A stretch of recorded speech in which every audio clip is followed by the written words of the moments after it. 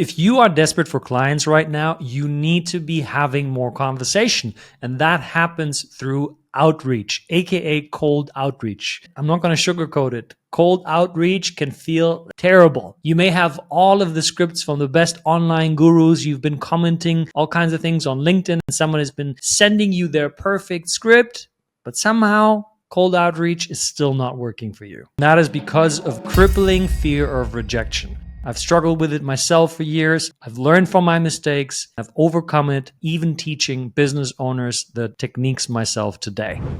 I'm going to share what I would be doing if I was to start from scratch with cold outreach so that you can connect with clients, deliver powerful results, and make a lot of money in the process. We need to get to the bottom of the problem. I hear a lot of people, I don't really know what to say. I need another script. I need a perfect answer to the way the guy responded to me. But look, there's no perfect script. There is something uniquely tailored to you. The script itself is not the problem. I wouldn't be over obsessing about the right words to say because the conversation is driven by this crippling fear of rejection. That is what we need to deal with. In order to make cold outreach a habit, we have to install a belief in your mind that says, cold outreach is an absolute necessary tool for me to hit my business goals. You may be doing some other things in your business right now. You may be telling yourself, I'm too busy. But is that other thing an avoidance mechanism for you to not do the thing that promotes this fear of rejection?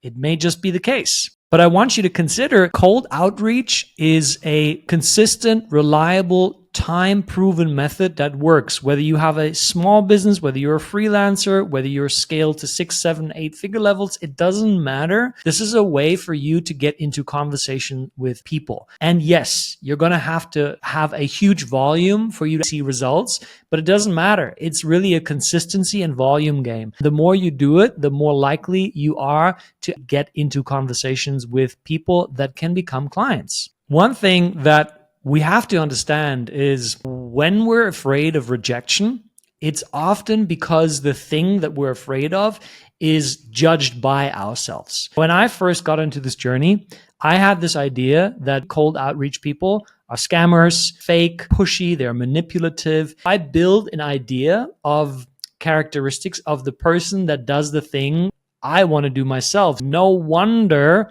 I was afraid of rejection because I don't want to be perceived as someone who is fake, who's spammy, who's pushy. Obviously not. So the first thing that I did was let go of my judgments. I started to reevaluate my belief system and I questioned my beliefs. Are all these people that reach out to me really fake? No, obviously not everyone, but there's many others that are not fake.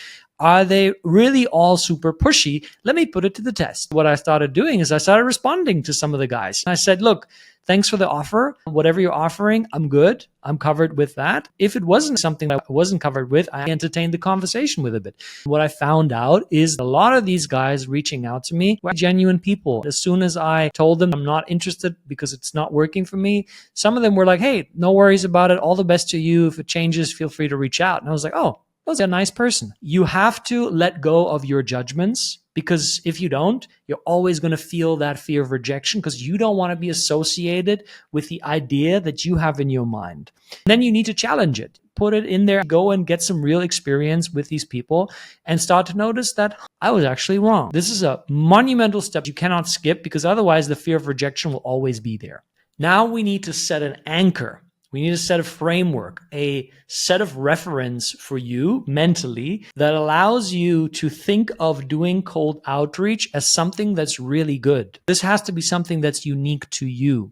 When I do cold outreach, I continuously remind myself that cold outreach helps me connect with people that need and want my services. Because my services are phenomenal and they're transformational, they would make a real difference in their life. With that, I also get the benefit from making more money and growing my business and helping even more people.